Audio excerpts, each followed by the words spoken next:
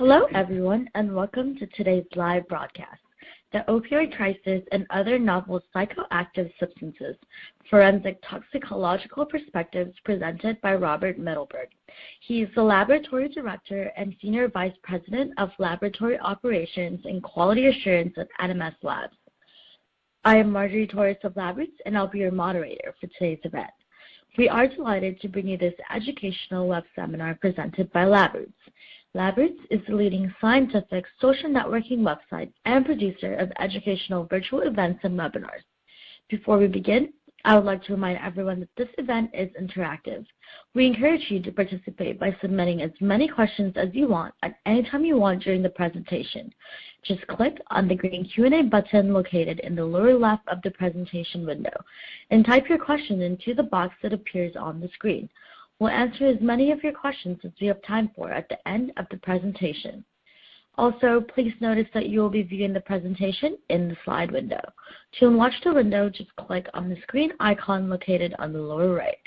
If you have trouble seeing or hearing the presentation, please click on the support button at the top right of the presentation window, or use the Q&A button to let us know that you're having a problem. This presentation is educational and thus offers continuing education credits. Please click on the button in the bottom left corner and follow the process to obtain your credits. Please join me in welcoming Dr. Robert Middleberg. I will now turn the presentation over to him. Hello, everyone. As Marjorie said, I'm Dr. Rob Middleberg from NMS Labs in Willow Grove, Pennsylvania, and it's a pleasure to be here with you today. I'm going to be speaking to a little bit different perspective of the opioid crisis that we hear about almost every day in the news, for which some legislation was just passed. But I'm also going to include what's also known as novel psychoactive substances, of which a lot of the new opioids are part of that group. And I'll be talking about forensic toxicological perspectives, which is a little bit different than what you hear about on the news. It's the laboratory's challenge when trying to keep up with what's going on out in the universe, not only in the United States, but what we see going on around the world. I do have to alert you that I am a forensic toxicologist by trade, and as such, it's hard to get a lot of the points across that I'm going to be making without having some disturbing photographs in the presentation. As they come up, if you want to turn your head, if you do not like photographs like that, please do, and as I switch slides, you'll be able to turn back. With that, we may as well jump right into the presentation. There are a few learning objectives here. One of them is to talk about toxicological perspectives of the opioid crisis, as well as that of novel psychoactive substances. Next, we'll be talking about some of the challenges that we face as bioanalytical toxicology laboratories in trying to keep up with this rapidly changing area of concern. And lastly, we'll be talking about one particular instrumental technique that we use to have fairly well, and that's mass spectrometry and the role it plays in trying to help with these problems. So hardly a day goes by that you can't turn on the news or read a newspaper or go on the internet and find a picture like this where somebody is laying on the ground who has overdosed on some substance. It's hard to know without doing some testing what it is, but here's a medic, or hopefully trying to help this individual. This is one of the more disturbing pictures that I've seen come across my desk, and that is a picture of a grandmother and another fella who has been sort of, I guess you could say, wiped out by heroin, at least during this picture. But the more disturbing part is in the back seat you will find a child, the grandchild of this woman, sitting there wide awake watching as this went on. Very, very sad, but pretty much commonplace. And lastly, of course, there's not a day that goes by that an individual isn't affected by this, whether it be through the death of a son, a daughter, a mother, a father, a grandparent, friends, family members, that the opioid crisis and the novel psychoactive crisis doesn't affect. In fact, it's estimated at least this coming year there'll be between 65,000 and 70,000 people who die from this. It's about 170 per day that is a significant issue. It certainly is greater than a lot of other common causes of death, including that from driving while impaired. So to get everybody on the same page, I thought I'd just refresh, for those of you who need a refreshing or for those who don't know, exactly what the job of a forensic toxicologist is, or a forensic toxicology lab. And it's simply to look at fluids and tissues and other biological matter to try to see if we can determine what may have been implicated in an individual's death, or maybe why they're impaired, such as while they're driving. So we have both an analytical perspective to what we do as well as an interpretive perspective. After we complete our analyses, we're often asked, what does the presence of that substance mean? So where were we? It wasn't that long ago. I've been doing this kind of work for a little bit more than 30 years now. So in the good old days, we would be looking for therapeutic agents and environmental agents, pesticides, some metals. People still will try to poison each other with the thalliums and the arsenics, and they're not hard for us to detect. And we had our simple drugs of abuse, of course, ethanol, drinking alcohol, and stimulants, methamphetamine, maybe ecstasy in more recent years. We had our traditional opioids, the heroin and the OxyContin, oxycodone, cannabinoids, marijuana, and benzodiazepines, the tranquilizers, in the diazepam family of medicines. And we had a few others, such as LSD and PCP and a few other things that we'd be confronted with. And those were the good old days, and I like to say at that point life was good because it wasn't all that difficult to keep up. But today we've reached a point where it's good life, good death, good grief. And it's become a real problem for us. And we'll start with some basic information about novel psychoactive substances, or NPS compounds. And they're pharmacologically, they're active, what we call analogs of substances that are already out there. They're meant to mimic their pharmacological actions. A lot of these were developed by drug companies long ago, and I'll talk about that a little bit later, but they were never brought to the industry because of some problems associated with them. And a lot of these are coming from other countries. The classes of compounds on a broad scale that we talk about here, again, are cannabinoids, stimulants, opioids, benzodiazepines, dissociative agents, and hallucinogens. And I'll cover each one of those in a little bit of detail. Again, many of these were developed long ago in the 70s, in the 80s, and shelved by pharmaceutical companies. And I think what probably happens today is a lot of people who want to synthesize these compounds go and they just do some patent trolling and see what's out there and what was shelved and what's available, and that's a good starting place for them. So why should we care about these things? Well, as one of the great 20th century philosophers has said, this is a bigly problem. So why are they made? Why do people want to use these things? Why are they out there? Well, one of the reasons, and I'll talk about this in a little bit more detail soon, is to get the better high. People who like to abuse substances are always looking for a better high, and that's one of the drivers. And also, one of the reasons for making these is to escape existing drug laws. The drug laws, which I'll talk about in just a slide or two, are written in such ways that oftentimes they're vague and makes it very difficult for a substance to be controlled, even though it might look like something else. Analytically, and I'll spend more time on this at the end of the presentation, we have some significant challenges, and one of the ones I have here is keeping up with the Joneses. And that takes two forms, actually. One of them is trying to keep up with all the new substances that keep coming to market that we see out on the street. That in and of itself is difficult, and also is trying to keep up analytically with what other laboratories are trying to do and trying to stay ahead. So it's keeping up with the Joneses on a couple fronts. The technologies that we are generally using today, and I'll talk again in detail about them later, GCMS, gas chromatography, mass spectrometry, liquid chromatography, tandem mass spectrometry, and we also talk about liquid chromatography and time-of-flight mass spectrometry. These techniques are very expensive. They require a lot of resources.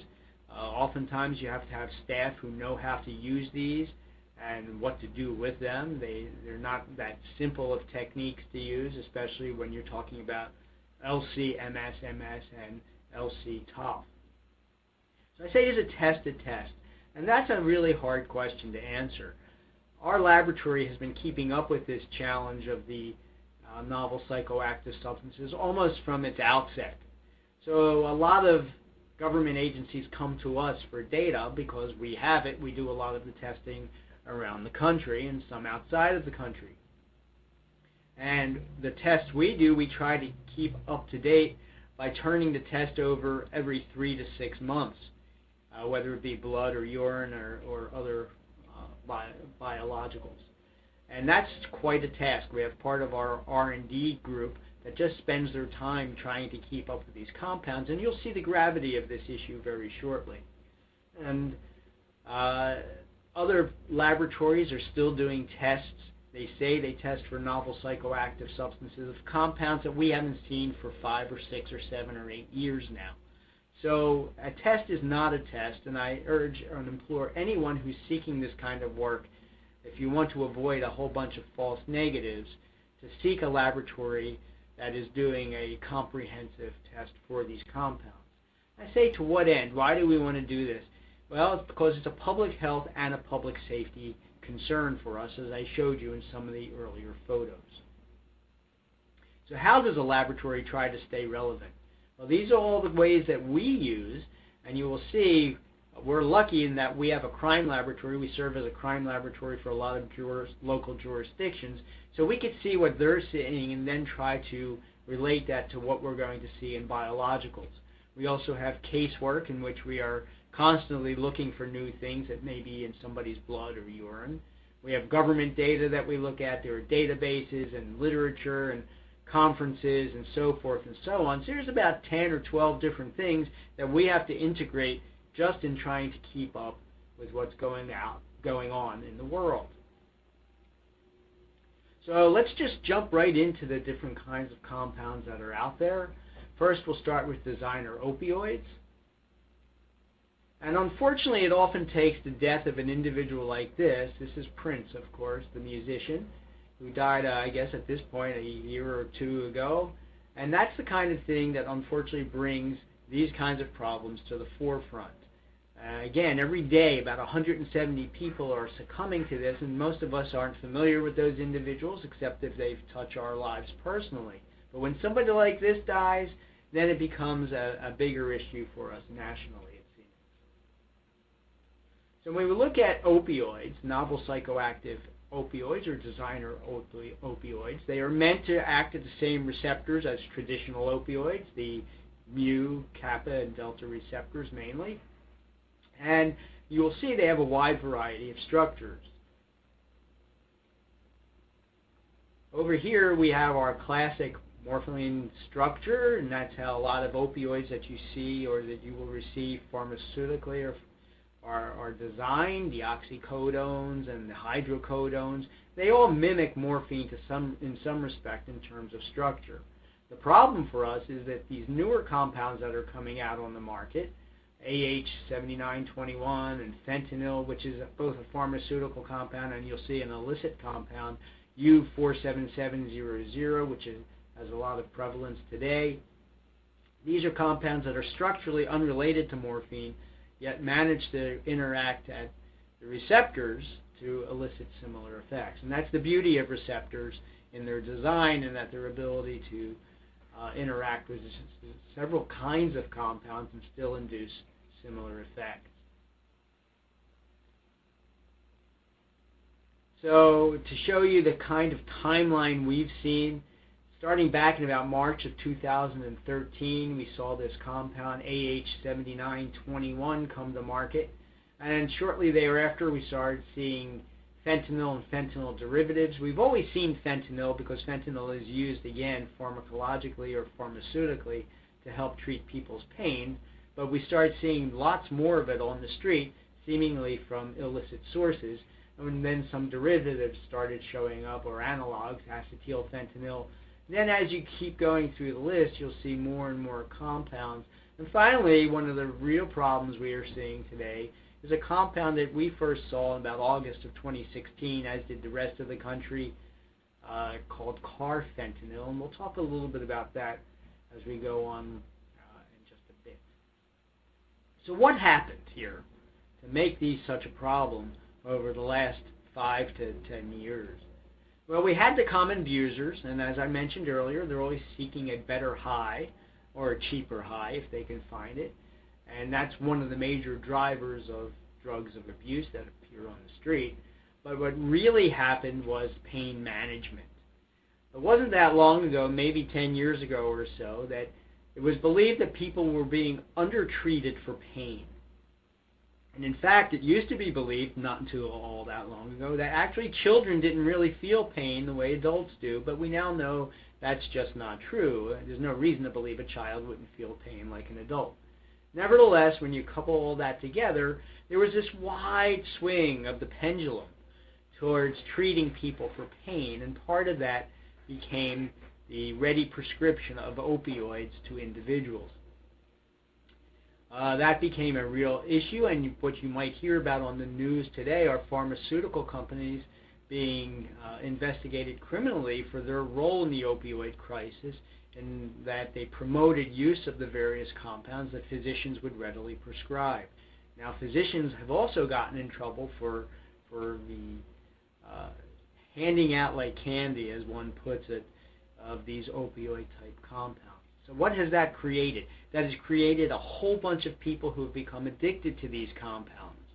And as the pendulum has started to swing back towards the center, where there's some control over this, unfortunately we have these individuals who can no longer get prescriptions because they've become abused, so they turn to the street and the black market to get these opioid substances.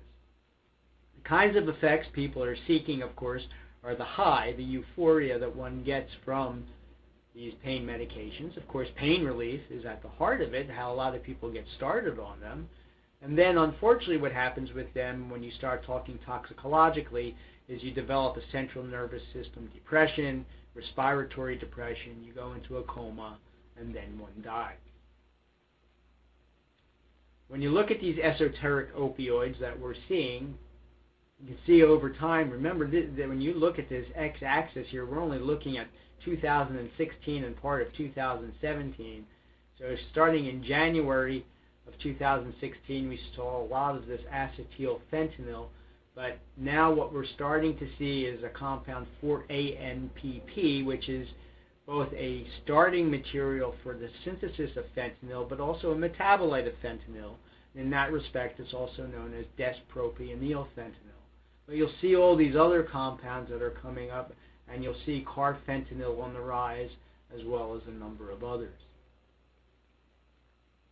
So our positivity for these select esoteric opioids, just from January of 2016 through August of 2017, you will see fentanyl, we've seen almost 15,000 cases involving fentanyl, and you'll see all these other compounds and how many of those seen. These numbers have obviously changed through today.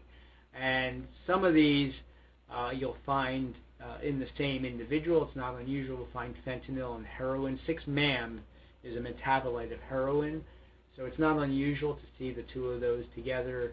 And you'll see a number of these other things also grouped together in a single individual. When you look at the fentanyl analogs that are been described by the UNODC, you'll see a list of compounds that are even more extensive than the ones we've been seeing. The United States happens to seem to have a bigger crisis right now with opioids than the rest of the world, but it is in the rest of the world as well. And in fact, oftentimes they will see things in Europe and other countries before they make their way to the United States. For us, things we're starting to see through September of this year, some of these newer compounds, they're all derivatives of fentanyl, and it's hard to imagine that people could create this many types of compounds and they're still doing it. I often say that the people who create these, if they could put their chemistry skills to good use, who knows what kind of diseases we might have either a cure for or at least some control. So there has been some attempts at legislation through the years as these compounds started to come to market. Not only the opioids, but other novel psychoactive substances. But it's a real challenge trying to keep up. So here's a piece of recent legislation introduced by Senator Ron Johnson of Wisconsin in 2017. And this is a bill trying to control substances based on their core chemical structure. But that's still an issue for us because we have this word, the way things are controlled, it usually names a compound and it says analogs. And questions are always brought up, what does an analog mean from a chemistry perspective? And there have been cases that have been dismissed out of court, somebody who's selling these substances, because no one could agree on what an analog is. This bill is trying to get around that, and whether we ever get there or not is a whole different question. Hopefully we will, because it's hard to keep up by controlling them on a one-on-one basis. But if you look at Google, not just our data, but you look at Google and you look at trends here, you will see the various compounds listed on the bottom here, and their prevalence as they started to be seen from only about a 2-year period of time.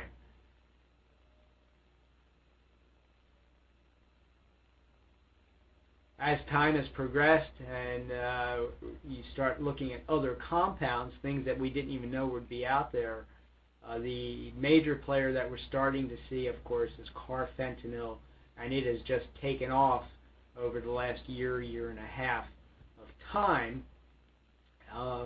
It started off in the Midwest, mainly in Ohio. That's where it was first seen, especially in the Cincinnati area. There are a number of hypotheses as to why that was, but it is certainly now all throughout the eastern United States. New England states are having an awful problem with it, as is Pennsylvania and a few other states. And that's just not only Carfentanil, but the other designer opioids as well. It has made its way to about the middle of the United States, not so much of it on the West Coast.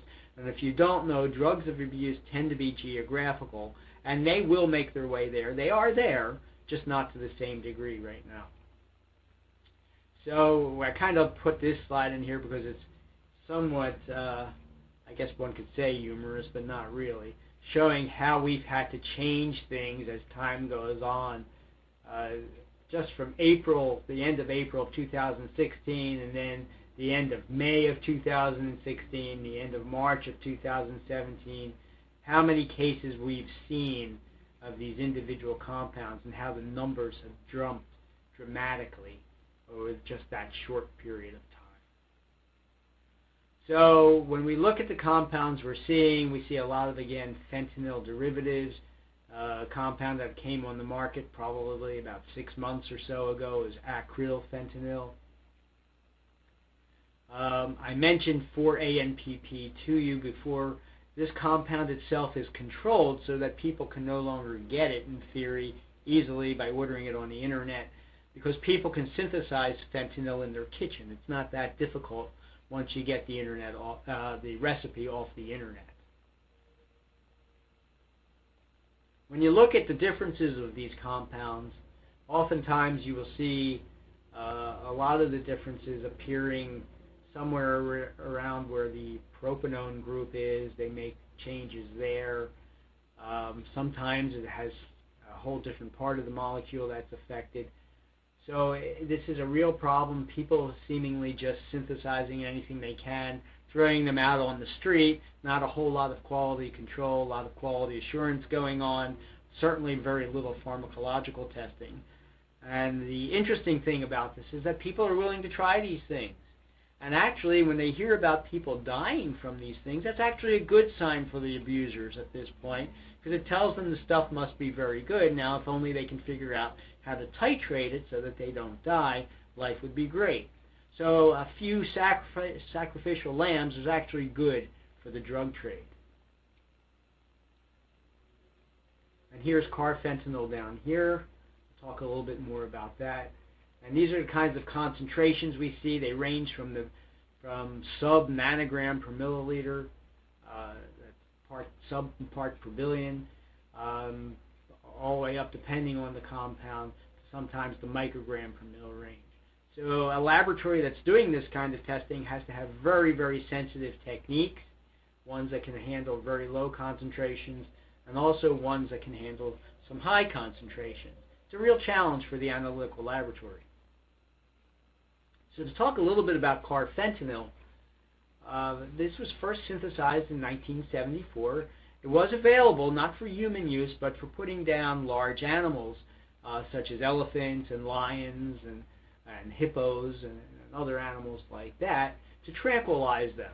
So you could tell it was probably a pretty powerful drug. It's about 10,000 times more potent than morphine, about 100 times more potent than fentanyl. That is really dangerous material. I'll talk about this on the next slide, and I will warn you that the next couple slides there are pictures of that one might consider sensitive. But it was linked to the 2002 Nordost siege in Moscow, movie that resulted in the deaths of about 150 out of 850 people. It had a significant emergence as a street drug approximately mid-2016, and its metabolite is carfentanil.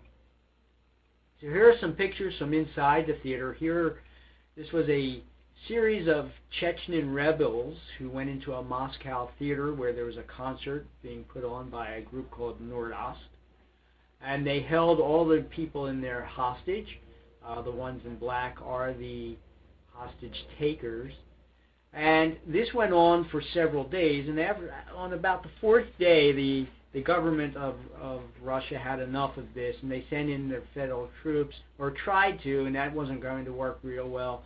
So what they decided to do is pipe something through the HVAC system, the air conditioning system, a chemical. And they did that, and what happened was all the hostage takers died, about 40 of them, as did about another 100 or so of the patrons. A number of people managed to get out. Some were hospitalized, for sure.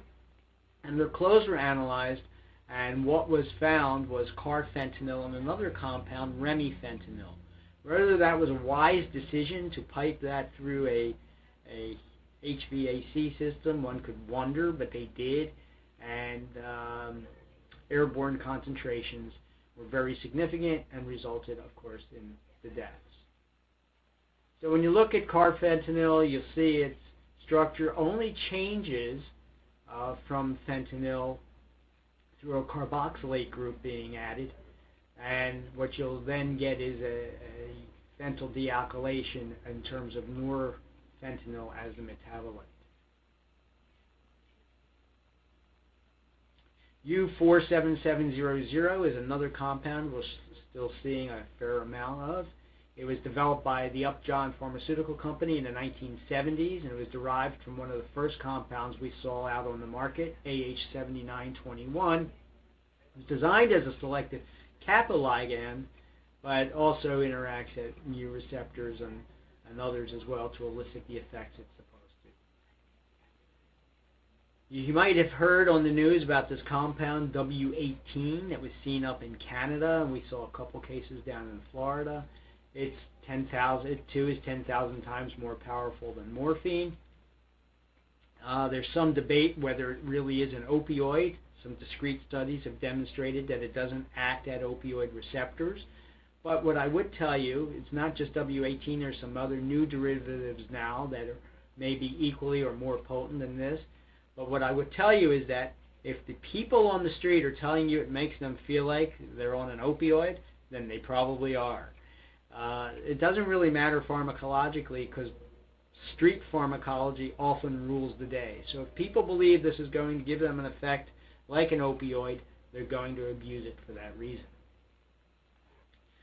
Certainly I could spend a lot of time talking about all the other opioids that are out there and we're seeing, but I think for purposes of time it's worth exploring some of the other novel psychoactive substances, including the synthetic cannabinoids. This is a problem. This is from a hospital actually local to us where fake weed overdoses overwhelm Lehigh Valley hospitals. This is a doctor who was interviewed about what they're seeing, psychotic patients, young people coming in with rapid heartbeats and all kinds of adverse effects, and we'll talk about them. Here's another case, a fine-looking fellow, and if you read the headline here, man high on synthetic marijuana, decapitated wife, killed dogs, cut off his own eye and hand while he was high on these synthetic cannabinoids. A neighbor heard the ruckus, knocked on the door, and this is what he was greeted by. So these are pretty serious compounds as well. Interesting compounds. They were first synthesized, or the beginnings of them, in 1960. They were developed as analogs of THC, the active ingredient in marijuana. The first one, HU210. A lot of them have these names based on where they were made first. That's at Hebrew University, and probably compound number 210 in a series they were making. In the 1970s, Pfizer discovered the CP series of compounds, and coincidentally, in 1988 and 1990, the cannabinoid receptors were identified, CB1 and CB2. CB1 found mainly in the brain. That's the receptor that people are trying to have these compounds interact with. CB2 receptors found mainly in the periphery, involved with some autoimmune type responses. In the 1990s, John Huffman at Clemson University synthesized a series of compounds, and some people may have heard of, called the JWH series, named after John W. Huffman. We really don't see these anymore. They're gone. They came, they had their day, and they're gone pretty much. And from 2000 on, we've seen a series of other compounds. So these compounds first appeared in Europe approximately 2004 at, of all places, the Psychedelic. Came to the United States somewhere around 2008, and we believe they're being synthesized mainly in emerging economies such as China. And in fact, we know a lot of them, most of them do come from China. Some synthesized in Mexico and a few other places as well. They're originally believed to be a blend of herbal products, and in fact were being sold as potpourri type products with a saying on the packages, not for human consumption, but of course they were meant for human consumption. And like almost all novel psychoactive substances, these are here to stay. They are not fads. We have gone past that point where we consider these compounds to be fads, and we have moved on to believe that this is just something we're going to have to deal with from this point forward. Synthetic cannabinoids, their structures, all have similarities. They have a core ring structure, generally attached to another ring, and then there's a tail of some sort. And this is a nice wheel that demonstrates the kinds of things that represent each one of these components of the molecule. So here's a picture of delta-9 THC, the active ingredient in marijuana. One of the interesting things about it is if you look at it from a pharmacological perspective, it's one of the few compounds you'll see that doesn't have a nitrogen in it. But when you start looking at the vastness of the types of synthetic cannabinoids that we've seen early on up here, early on we were seeing these kinds of compounds, and they've made their way down subsequently. But if you look at the structures of those compounds, you will see they have absolutely no semblance to that of delta-9 THC, yet interact with the cannabinoid receptor, CB1 receptors anyhow. This is the ones on the bottom are the ones that we typically are seeing today. So to put it in perspective for you, in terms of a challenge for an analytical laboratory, if you look at 2010, here's that JWH series of compounds. This is what we were seeing, and as you move forward through the years, you'll see in 2014, all of a sudden the list got somewhat different and longer, and you don't even see any of the JWH compounds.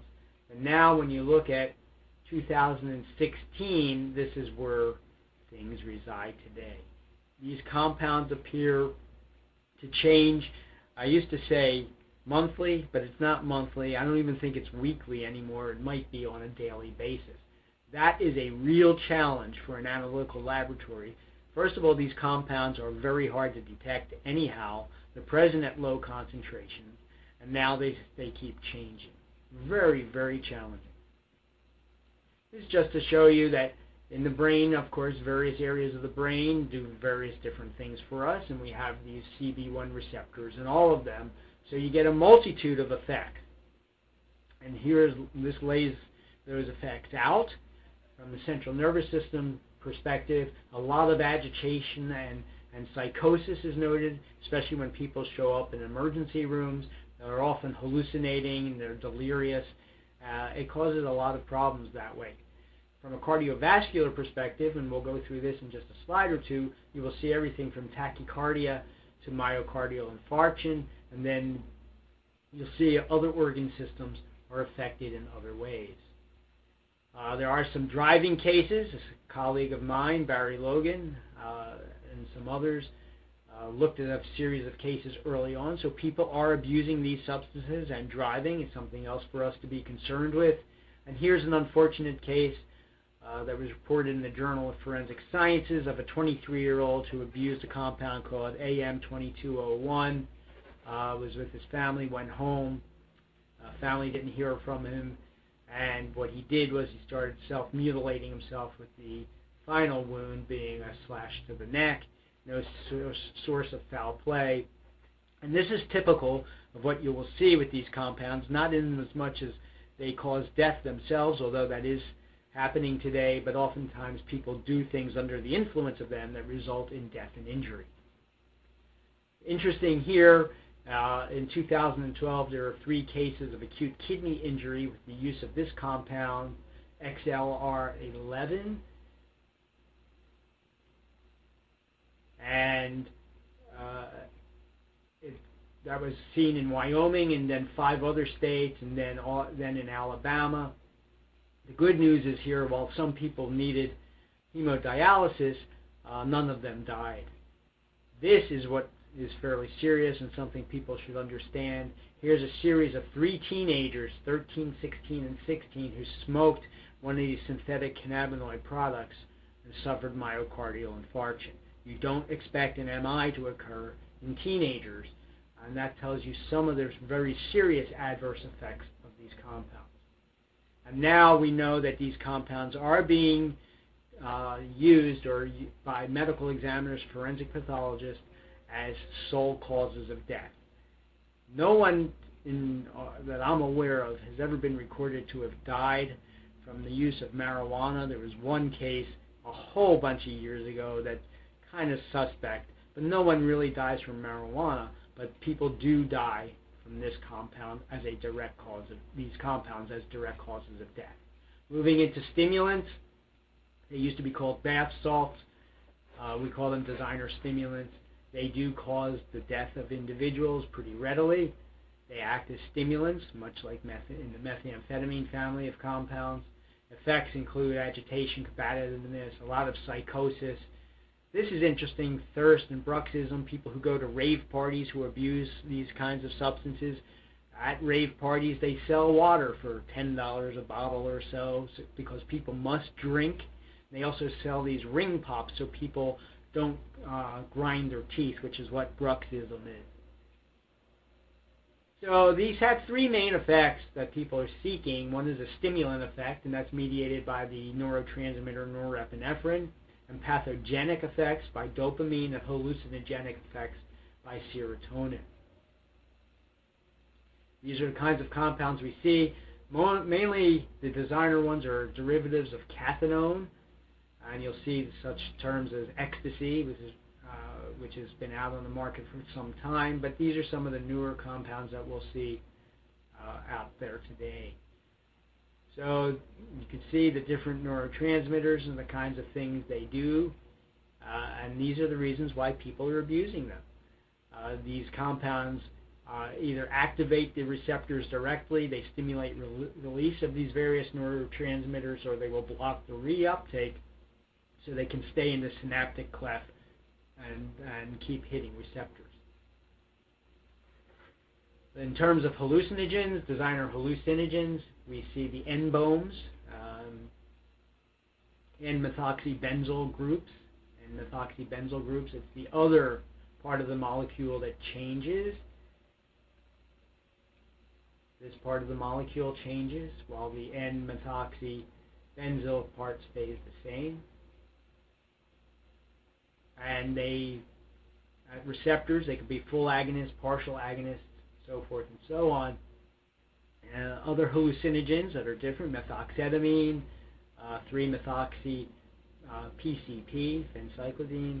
They all work at the mDAR receptors, N-methyl D-aspartate receptor. They're antagonists. And other compounds you may have heard of that react that way, ketamine and PCP. And these actually change the organic nature of the brain, causing such things as Alney lesions, which are vacuoles you'll find in the brain that don't belong there. These are the structures of hallucinogens, varied structures. A lot of them have some similarities to PCP, however. General effects, certainly agitation, combative behavior is almost always noted. They do cause seizures, and ultimately they can cause death as well. So when we look at the stimulants on the left and the hallucinogens on the right, these are some of the compounds we've been seeing. And the last group are the novel benzodiazepines. I say here in tongue-in-cheek, atizolam, pyrazolam, atizolam, Mary had a little lamb. It just goes on and on. These are the kinds of compounds we've been seeing that have been seen around the world. In terms of technology, what we know is that trying to keep up, as I've mentioned many times already, is a real challenge, and you have to have techniques that are flexible and able to keep up with what's going on. So some of the requirements of this new technology is it has to have high throughput because there are a lot of cases to be looked at.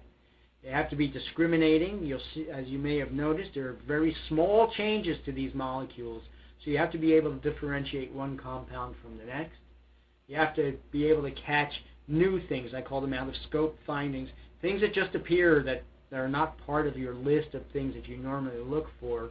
So you have to have some pretty good chemists available who can see these, I'll call them unidentified flying peaks, that you can actually put the structure together and figure out what they are. And you have to have confirmation techniques. The hallmark of a good forensic test is one that has both a screen component and a confirmation test, hopefully by two different analytical techniques, but sometimes we're confronted with having to use the same technique twice. And our specimens aren't necessarily the best. Some people die, and it's weeks before they're found. And again, the next slide is a picture that you may want to turn your head for, but it's not unusual to get specimens from a body that looks like this. Very different than a hospital specimen that's a nice, neat serum or urine sample. Samples from a body like this are very, very difficult to deal with. Some other non-technology related issues is where do we get standards for these compounds and who's making them? Analytically, you're supposed to have a compound that you compare what you find in a person to, but if we're the ones or other laboratories are the ones finding the compound for the first time, there is no substance available to compare it to, so no reference materials. And some companies are trying to keep up, but that's a challenge for them also. In terms of what we find in humans, where you have to look for metabolites, and for the first time in our company's history, we've had to do animal studies, microsomal studies. We've had to have syntheses of various metabolites that we think, based on pharmacology and toxicology, might be present. Sometimes we're right, sometimes we're wrong. And then you have to have good techniques to identify them. All part of the challenges. And should we be looking for these things from a qualitative nature, not only what are they, but from a quantitative nature, how much is there? Does it really matter how much there is? There's some debate in the world of forensic toxicology whether that really matters.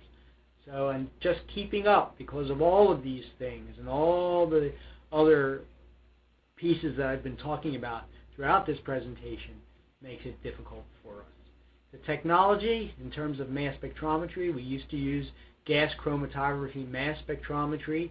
That's kind of gone by the wayside for a number of reasons today for these types of substances. We're now using techniques such as LCMS, LC-TOF, LC-Q-TOF. They're all forms of mass spectrometry, all giving you different kinds of information. The TOF type methods are called high resolution. They give you exact mass, so it gives you a really good idea of if you found something, what it is. But still, there are challenges there. There's no panacea for any of this.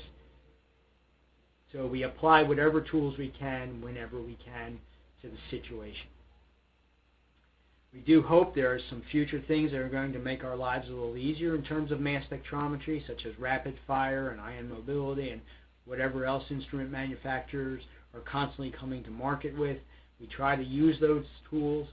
You should understand a lot of these tools, the instruments start at about $500,000 a piece and sometimes can go up from there. So it's not an easy challenge, not only analytically, but from a fiscal perspective for laboratories to keep up. To tell you the gravity of the problem, the College of American Pathologists has come out with a proficiency test for these novel psychoactive substances, and it keeps growing in terms of what's in it. All analytical laboratories who do this kind of work have to be proficiency tested. In other words, externally challenged to make sure that you are actually doing the job you say you are able to do. So the conclusions here are that novel psychoactive substances are here to stay. They're not going anywhere. It's not a fad. We used to think it was a fad, but not anymore. And the landscape, hopefully you've absorbed from this presentation, changes sometimes on a daily basis. Again, something that's very challenging to the analytical laboratory. All these substances are dangerous, up to and potential to include death, and labs who are going to get in this game really have to be able to keep up. They can't say they do a few tests that were prevalent 10 years ago and say they're doing a good job, because what they're not doing is helping to eradicate both the public health and public safety concerns that we all confront each and every day. I do have a couple acknowledgments, a couple colleagues of mine here, Dr. Barry Logan and Dr. Sherry Kasinko, both of who are in the forefront of the research and the work that's being done with these kinds of compounds, and these are key players in terms of novel psychoactive substance technology and research. With that, that's the end of the formal presentation. And I hope this was informative to you, and I'd like to turn it over for questions. Thank you, Dr. Middleberg, for that informative presentation. We will now start the live Q&A portion of the webinar. If you have a question you'd like to ask, please do so now. Just click on the green Q&A button at the lower left of the presentation window. Type your questions into the box that appears on your screen and click on the send button. We'll answer as many of your questions as we have time for. Let's get started. Our first question is, why do you think NPS are here to stay and not fads? Well, it's been now about 10 years since they made their way onto the U.S. market, and with other substances that have been fads through the years through my career, they have maybe a 1 or 2 year window. These compounds, again, are still here after about 10 years, and while they keep changing, the pharmacological classes of them stay the same.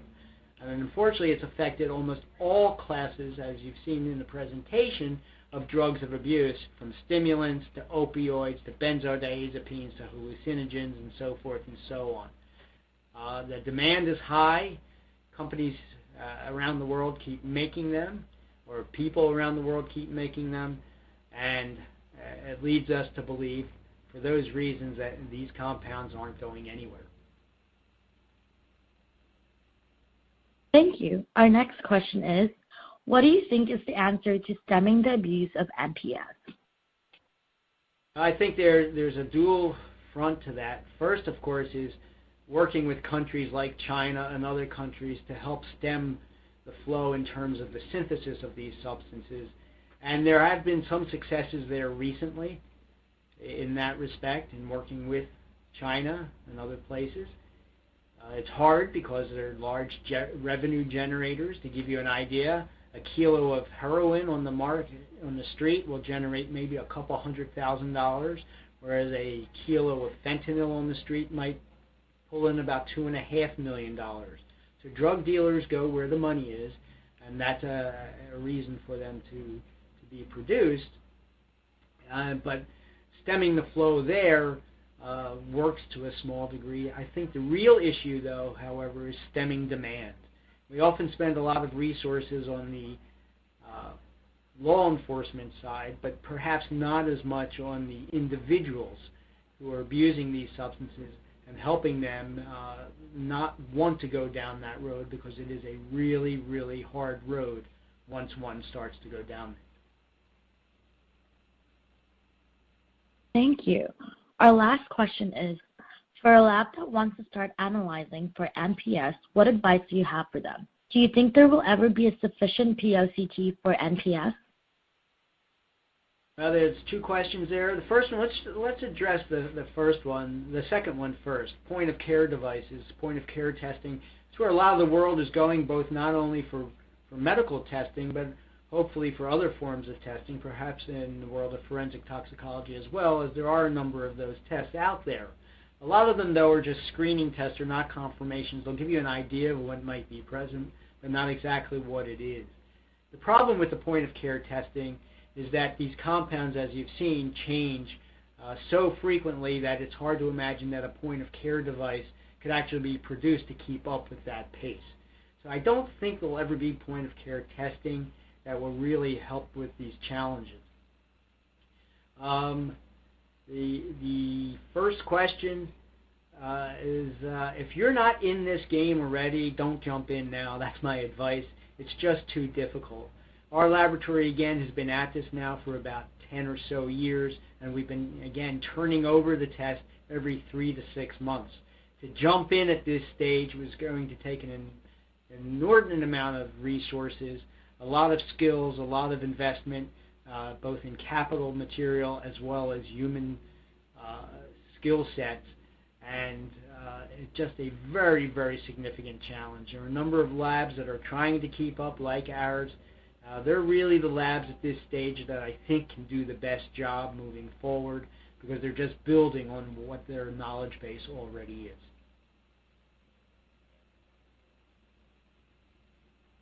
I would like to once again thank Dr. Robert Middleberg for his presentation. I would also like to thank LabRoots for making today's educational webcast possible. Before we go, I want to let everyone know that today's webcast will be available for on-demand viewing through February of 2018. You will receive an email from LabRoots letting you know when this webcast will be available for replay. Please share that announcement with your colleagues who may have missed today's live event. That's all for now. Thank you for joining us, and we hope to see you again soon. Goodbye.